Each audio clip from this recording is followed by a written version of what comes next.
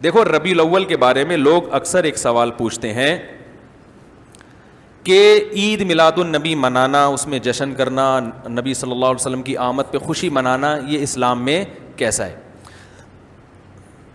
ہم رسول اللہ صلی اللہ علیہ وسلم کی سیرت دیکھتے ہیں. پہلی بات تو یہ کہ 12 ربیع الاول نبی کا یوم ولادت ہے، اس پر کوئی صحیح روایت موجود نہیں ہے.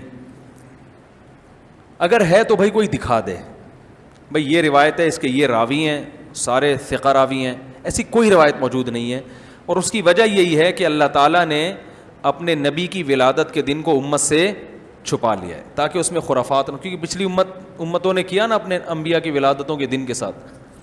لیکن اگر فرض کر لیں، لوگ بحث کرتے ہیں نہیں جی فلاں نے لکھا ہے تو فلاں نے لکھا ہے، چلو مان لیا کہ 12 ربیع الاول نبی کا یوم ولادت ہے، تو ہمیں رسول اللہ صلی اللہ علیہ وسلم کی سیرت میں یوم ولادت پہ کیا کرنا ملتا ہے؟ احادیث صحیحہ سے صحیح حدیث ہے کہ نبی صلی اللہ علیہ وسلم پیر کے دن کا روزہ رکھتے تھے. صحابہ نے پوچھا کیوں؟ آپ نے فرمایا یہ میرا یوم ولادت، پیر کو آپ پیدا ہوئے.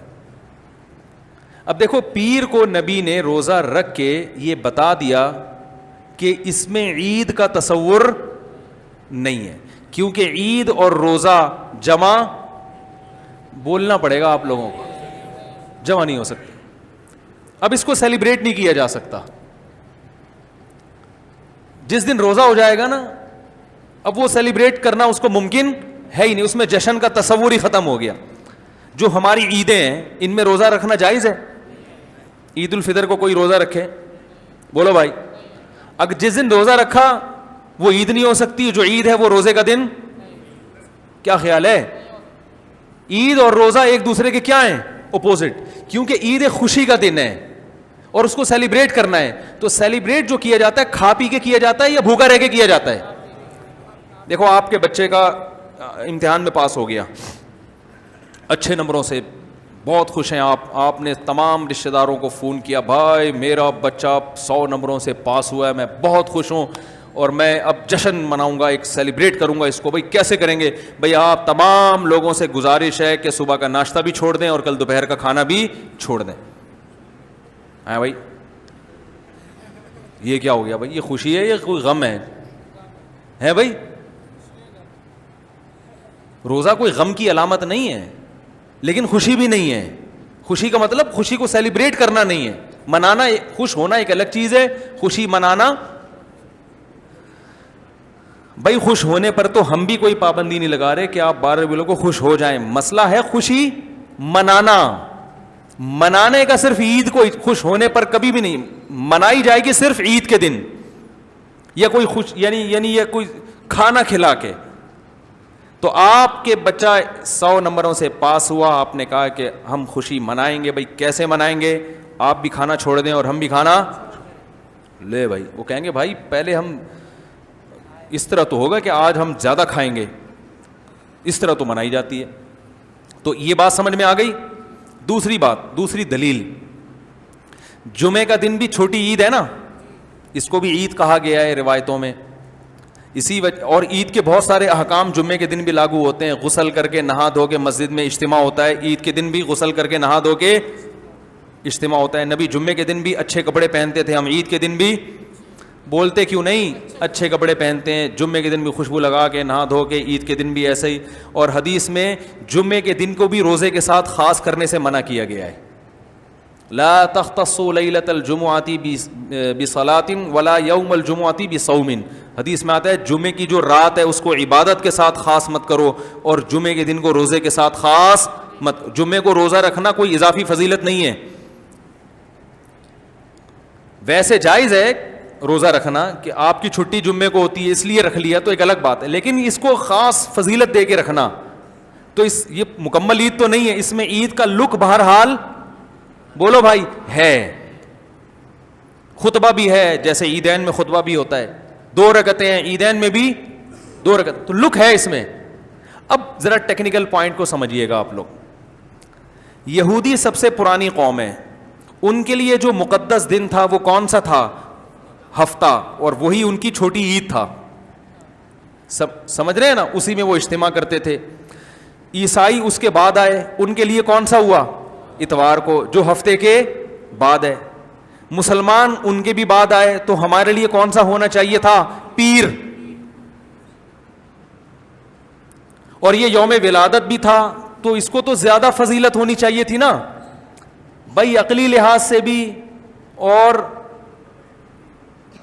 جو حکمت ہے اس کے لحاظ سے بھی. عقلی لحاظ سے اس لیے کہ وہ پہلے تھے تو ہفتہ, پھر اس کے بعد اتوار, تو اب ہمارے لیے پیر.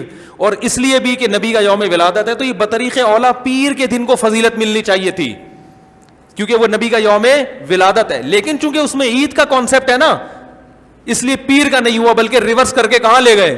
جمعے کی طرف. تو پیر کے دن یا نبی کے یوم ولادت سے عید کا کانسیپٹ اسلام نے کھرچ کھرچ کے نکال دیا ہے کہ اس میں عید کا کانسیپٹ ہو ہی نہیں سکتا, اپوزٹ ہے اس کا, روزہ ہے. بات آ رہی ہے سمجھ میں؟ تو اس لیے 12 ربیع الاول اگر نبی کا یوم ولادت ہے بھی, تو بہت کچھ بھی اگر کرنا ہے تو روزہ رکھنا, ہم تو اس کے بھی قائل نہیں ہیں روزے رکھنے کے, کیونکہ نبی نے پیر کا رکھا ہے, 12 ربیع الاول کا نہیں رکھا. لیکن اگر آپ کو کھینچ تان کے کچھ نہ کچھ ثابت کرنا ہی ہے, تو آپ اس دن کو روزے کا تو قرار دے سکتے ہیں. آپ اس دن کو سیلیبریٹ کرنا یا عید قرار دینا آپ کے لیے ممکن, قرآن و سنت نبی کی تعلیمات کے مطابق عید کا دن قرار دینا ممکن نہیں ہے, آپ ممکن نہیں ہے. دوسری بات, ابھی بات مکمل نہیں ہوئی ہے, ایک پوائنٹ اور رہ گیا. اسلام میں عیدیں صبح کے وقت ہوتی ہیں, رات کو عیدیں غیر مسلموں کی ہوتی ہیں. کرسمس زیادہ جوش و خروش سے کم منایا جاتا ہے رات کو, کیونکہ اس میں ڈھول ڈھمکے ہوتے ہیں, لائٹنگ ہوتی ہے. لائٹنگ رات کو جچتی ہے, دن میں لائٹنگ بولو بھائی نہیں. جبکہ اسلام کے جو تہوار ہیں وہ کب ہوتے ہیں؟ صبح کے وقت. صبح آپ اشراق کے وقت آؤ گے, نماز پڑھو گے, سوئیاں کھاؤ گے, گلے ملو گے, پتلی گلی سے نکل لو. عید الاضحیٰ میں بھی صبح آؤ گے, نماز پڑھو گے, قربانی کرو گے, گوشت کھاؤ گے, ٹھیک ہے نا. یہ سب کام تبھی فقہاء نے لکھا ہے کہ مغرب کی نماز کے بعد جانور کو قربان کرنا مکروہ ہے, جائز ہے مگر مکروہ, کیونکہ شاعر اسلام میں سے دن میں ہوگا. یہ رات کو شریعت نے اس لیے نہیں رکھا کہ رات کا وقت نا گناہوں کی طرف لے جاتا ہے. جب خوشی منائی جاتی ہے تو رات کو انسان ٹریک سے ہٹنے کا خطرہ زیادہ ہوتا ہے. جبکہ 12 ربیع الاول کو جو عید منائی جاتی ہے وہ دن میں زیادہ منائی جاتی ہے, رات کو. ساری لائٹنگ رات کو ہوتی ہے, سارے جو نعت اور میوزک کے ساتھ وہ سب کب ہو رہا ہے؟ رات کو. یہ خود اسلام کے مزاج کے خلاف ہے. تو پتہ ہی چلتا ہے بھائی, بہت معذرت کے ساتھ, کسی پہ طنز مقصد نہیں ہے. دیکھو اللہ اس کے رسول صلی اللہ علیہ وسلم کو فالو کرنا یہ عشق نبی ہے اصل. یاد رکھو, محبت میں جذبات پہ کنٹرول کرنا یہ زیادہ مشکل کام ہے, اور جذبات سے ہٹ کے, جذبات سے مغلوب ہو جانا یہ آسان بہت ہے, لیکن یہ حقیقی محبت کی علامت نہیں ہے. جب محبت ہو نا کسی کو, تو اپنے جذبات کو حدود کے اندر رکھ کے انسان محبت کا اظہار کرے. اپنے جذبات کو غالب کر لینا. نبی کا عشق ہر مسلمان کو ہے, ہر ایک کا دل چاہتا ہے یہ کرے یوں کرے نبی کی یاد میں, لیکن آپ اپنے اس جذبات پہ کنٹرول کریں. بولے بھائی رسول اللہ صلی اللہ علیہ وسلم کی جو اطاعت ہے وہ پہلے ہے, اپنے جذبات بعد میں.